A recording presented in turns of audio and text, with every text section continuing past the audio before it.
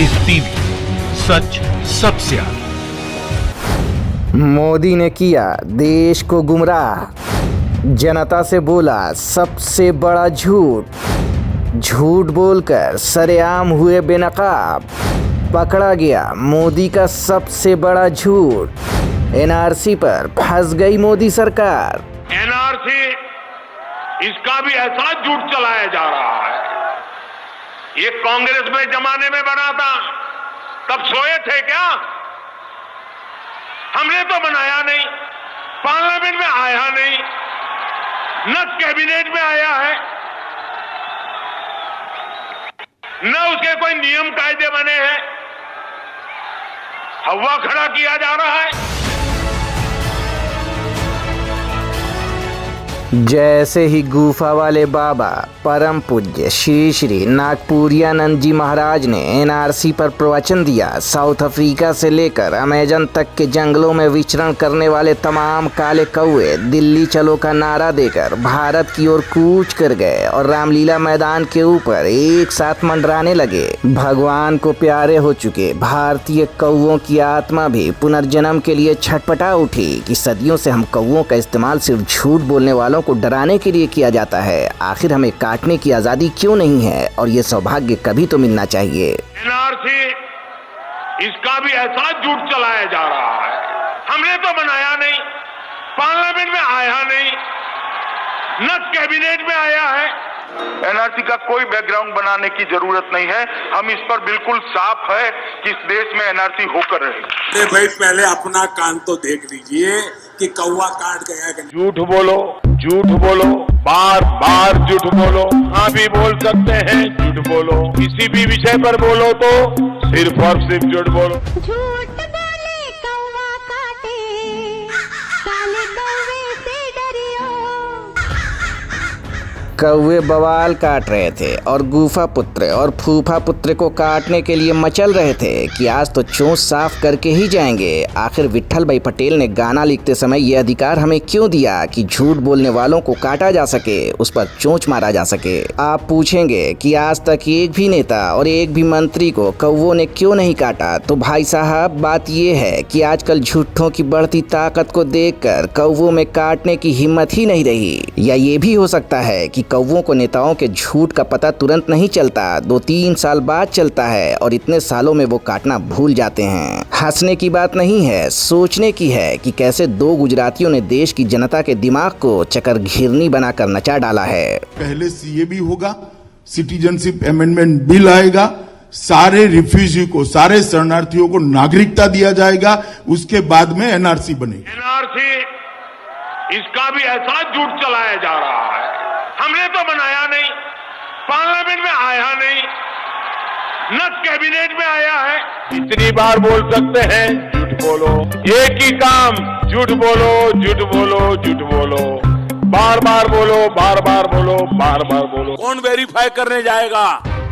तो अगर झूठ बोलने की सजा होती तो साहेब और साहेब के सिपहसालार 1 साल में 965 दिन जेल में होते। दरअसल जिस ढिठाई से साहेब झूठ बोलते हैं वो बताता है कि साहेब ने तब सरासर झूठ बोला था कि उनका सीना 56 इंच का है। ताईद से नपैया कराएंगे तो पता चलेगा कि 56 इंच का उनका सीना नहीं बल्कि 56 इंच की जुबान है जो झूठ बोलने के लिए हर वक्त लपलपाती रहती है।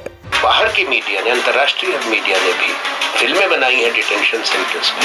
प्रधानमंत्री श्री नरेंद्र मोदी जी जो कहते हैं एनआरसी लागू हम करेंगे ही नहीं या चर्चा ही नहीं है, ये क्यों गुमराह कर रहे हैं, लोग भड़का रहे हैं। और गृह मंत्री क्या बोल रहे हैं सबको मालूम है। दरअसल दिल्ली की रामलीला मैदान में गुफा पुत्र ने एनआरसी पर सफाई देने के लिए उत्साह और आवेश में जो कहा था वो अब उन्हीं के गले की हड्डी बन चुका है। पहले ये हड्डी जनता के गले में अटकी और फिर भारतीय जनता पार्टी के गले में। एनआरसी, इसका भी ऐसा झूठ चलाया जा रहा है। हमने तो बनाया नहीं, पार्लियामेंट में आया नहीं, न कैबिनेट में आया है।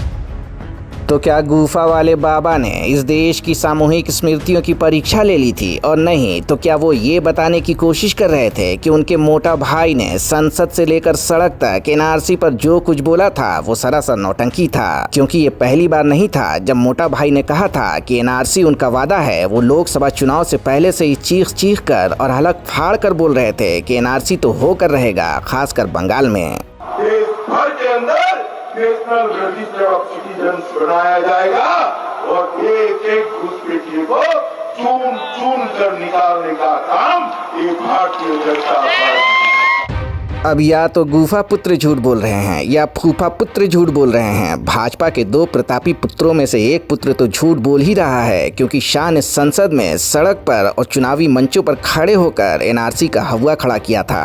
मैं आपको आश्वस्त करता हूं, नया जो एनआरसी जब भी करेंगे, हम जब भी करने का आएगा, यहाँ के एक भी माइनॉरिटी वाले को अन्याय भी नहीं होगा और एक भी घुसपैठिया बच भी नहीं पाएगा। इसी सदन में एक भी शब्द छोड़े बगैर मैं सबको इसकी भी जानकारी दूंगा, इसमें मुझे कोई तकलीफ नहीं है, मगर मानकर चलिए एनआरसी आने वाला है।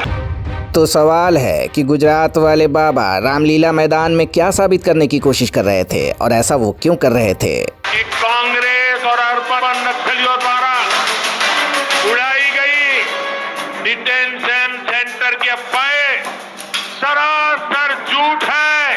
ये झूठ है, झूठ है, झूठ है। साहेब के इस सवाल का जवाब तो उनके गृह मंत्रालय ने ही लिखित में दिया था, और वो भी संसद में। शशि थरूर ने सवाल पूछा था, तारीख थी 2 जुलाई 2019, प्रश्न संख्या 1724, गौर कीजिए भाग अ। थरूर ने पूछा था कि असम में विदेशियों और संदिग्ध मतदाताओं को हिरासत में रखने के लिए कितने डिटेंशन सेंटर बनाए गए हैं? जवाब देखिए और लिखित में देखिए। असम में घोषित विदेशियों को पकड़ कर रखने के लिए 6 डिटेंशन सेंटर बनाए गए हैं। सवाल का अगला हिस्सा भाग ब, इस डिटेंशन सेंटर में कुल कितने लोगों को हिरासत में रखा गया है? गृह मंत्रालय का जवाब है 26 जून 2019 तक इनमें 1133 लोगों को रखा गया है। सवाल का अगला हिस्सा भाग स, डिटेंशन सेंटर में कितने लोग हैं जो 1 साल से ज्यादा से समय से हिरासत में हैं? जवाब दिया गया 25 जून 2019 तक 769। मतलब रामलीला मैदान में हजारों लोगों के बीच दाढ़ी वाले बाबा जो कह रहे थे कि एनआरसी पर कोई बात ही नहीं हुई, देश में कहीं कोई डिटेंशन सेंटर है ही नहीं, वो सिर्फ जुमला था जिसका कोई मतलब नहीं। एनआरसी की प्रक्रिया देश भर में होगी, उस वक्त आसाम के अंदर भी ये एनआरसी की प्रक्रिया स्वाभाविक रूप से फिर से की जाएगी। सवाल ये है कि क्या हमेशा से गुफा पुत्र बांग्लादेशी घुसपैठियों को धर्म के आधार पर बांटने के पक्षधर रहे हैं? तो इसका जवाब है नहीं। एक जमाना था जब वो घुसपैठियों को सिर्फ घुसपैठिया मानते थे, और 2019 में जब रामविलास पासवान ने धार्मिक आधार पर उन्हें छूट देने की हिमायत की थी तो वो बुरी तरह बिफर गए थे। सोशल मीडिया में, ट्विटर पर, फेसबुक पर और इंस्टाग्राम पर घुसपैठियों को लेकर बाबा की ऐतिहासिक उद्गार इफरात में भ्रमण कर रहे हैं, और जब साहेब एनआरसी को लेकर गलत बयानी कर बैठे तो भारतीय जुगाड़ू पार्टी अपने पुराने ट्वीट डिलीट करने में जुट गई। प्रधानमंत्री जी ने अवश्य कहा कि एनआरसी का तो कहीं जिक्र ही नहीं है। डिटेंशन कैंप पूरे हिंदुस्तान भर में कहीं भी नहीं है, लेकिन आसाम में एनआरसी लागू है, वहाँ डिटेंशन कैंप है। दरअसल चंगू मंगू की सरकार नागरिकता संशोधन कानून और एनआरसी पर बुरी तरह फंस गई है। खासकर एनआरसी पर तो उसकी समझ ही में नहीं आ रहा कि इसका करना क्या है। अब तो स्थिति ये है कि मोटा भाई कुछ कह रहे हैं, खोटा भाई कुछ कह रहे हैं, पार्टी कुछ कह रही है, उसके कार्यकर्ता कुछ कह रहे हैं, और चंगू मंगू के चेले चपाटी और भक्त कुछ कह रहे हैं, और किसी का किसी की बातों से कोई लेना देना नहीं है। एनपीआर का कोई भी डेटा एनआरसी के उपयोग में आ ही नहीं सकता, क्योंकि ये अलग। वैसे साहेब के झूठ पर उठा बवंडर अभी थमा भी नहीं था। मोटा भाई उन संशयों पर अभी सफाई ही दे रहे थे कि कैबिनेट तीसरी गिनती का फरमान जारी कर देती है, एनपीआर में अपना नाम गिनवाओ। हर 10 साल के बाद ये होगा। 2010 में पहली दफा हुआ, यूपीए ने शुरू किया, और इसलिए मनमोहन जी ने उसके कार्ड बांटे, तो एक नेशनल पॉपुलेशन रजिस्टर तैयार होगा। इतनी बार बोल सकते हैं झूठ बोलो, एक ही काम, झूठ बोलो, झूठ बोलो, झूठ बोलो। भारतीय जुगाड़ू पार्टी इन दिनों कांग्रेस की योजनाओं पर फिदा है। वो कहती है कि नागरिकता कानून तो नेहरू जी की आत्मा की शांति के लिए लेकर आए, एनआरसी राजीव गांधी के सपनों का भारत बनाने के लिए लाएंगे, और एनपीआर मनमोहन सिंह को प्रसन्न करने के लिए। एक्सरसाइज कांग्रेस के बनाए कानून के अंतर्गत ही हो रही। दरअसल मोटा भाई के काम को भाजपा वाले जावड़ेकर साहब ने बहुत बारीकी से समझाया था, लेकिन 4 घंटे बाद ही मोटा भाई को लगा कि जावड़ेकर के कहने से लोग समझेंगे नहीं, तो साक्षात स्वयं हाजिर हुए। लेकिन दोनों के समझाने के बाद जनता का शक और गहरा हो गया। कोई भी प्रूफ देने की जरूरत नहीं है और देने में कोई हर्ज नहीं। आपने आधार निकलवाया, आपका नंबर है, इसमें ना प्रूफ है, ना कागज है, ना बायोमेट्रिक है।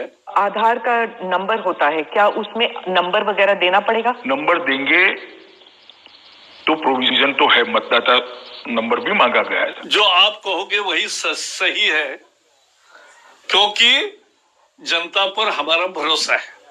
इसका नोटिफिकेशन एनपीआर का भारत सरकार ने 31/7/19 को कर दिया। झूठ बोलो, झूठ बोलो, बार बार झूठ बोलो। हाँ भी बोल सकते हैं, झूठ बोलो, किसी भी विषय पर बोलो तो सिर्फ और सिर्फ झूठ बोलो। जनता चकर घिरनी की तरह नाच गई है। उसे समझ ही में नहीं आ रहा कि कितने कार्ड और बनवाने होंगे, भारतीयता का कितना हिसाब और देना होगा। देख लीजिए कि कोई भी एक कार्ड अभी तक काफी नहीं पड़ा है। केवल पैन कार्ड काफी नहीं है, केवल वोटर कार्ड काफी नहीं है, केवल आधार कार्ड काफी नहीं है। इसके बाद नागरिकता कानून का लफड़ा शुरू हुआ, एनआरसी का हंगामा चला और अब पॉपुलेशन रजिस्टर का बवाल, जनगणना अलग है। देश के अंदर रहने वाला हर कोई व्यक्ति अपनी स्वतः की इच्छा से एक ऐप के अंदर भरकर भेजेगा कोई सपोर्ट डॉक्यूमेंट। एक बात बहुत साफ साफ समझ लीजिए, सरकार कह रही है कि एनपीआर में कोई बायोमेट्रिक नहीं होगा। ये बात बिल्कुल सही नहीं है। आपको अपना आधार बताना पड़ेगा या बनवाना पड़ेगा। आधार नंबर देते ही बायोमेट्रिक डाटा सरकार के पास अपने आप चला जाएगा। और ये बात 2014 में मोदी सरकार के बनने के साथ ही तय हो गई थी। 23 जुलाई 2014 को राज्यसभा में कांग्रेस के सांसद बीके हरिप्रसाद ने लिखित में एक सवाल पूछा था, तारांकित प्रश्न संख्या 229। जरा जवाब देखिए। अगर एनपीआर बायोमेट्रिक जनगणना के दौरान गिनती बताता है कि उसके पास पहले से आधार नंबर है, तो एनपीआर के दौरान उसका बायोमेट्रिक नहीं लिया जाएगा। उसका एनपीआर में केवल आधार नंबर लिया जाएगा और बायोमेट्रिक डाटा आधार से उठा लिया जाएगा। लेकिन एनसीआर का सच क्या है? वो जो मंगू भाई ने रैली में, सभाओं में, संसद में कहा था, या वो जो चंगू भाई ने रामलीला मैदान में कहा था?